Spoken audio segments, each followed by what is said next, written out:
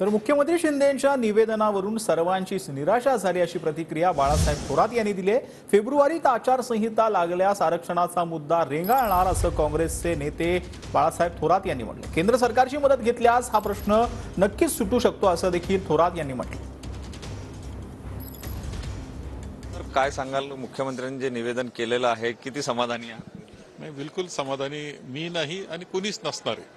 म्हणजे सत्ताधारी पक्षाचे आमदार सुद्धा समाधानी नसणार आहे, कारण सर्व सभागृहाची अपेक्षा होती की या प्रश्नातून काहीतरी मार्ग काढावा। ठीक आहे, ओबीसींच्या आरक्षणाला धक्का लागू नये, परंतु मराठा समाजाला आरक्षण देणं ही गरज आहे। बरं, माननीय मुख्यमंत्र्यांनी छत्रपती शिवाजी महाराजांपुढे जाऊन शपथ घेतल्यामुळे आमचा विश्वास वाढला होता, अपेक्षा वाढली होती आणि आमची नाही, सर्व जनतेचीच। याशिवाय केंद्र सरकार ज्यावेळेस त्यांच्या हाताशी आहे आणि एकदा केंद्र सरकारनं ठरवलं तर काही करू शकतं, हे आता सर्वांना माहिती आहे।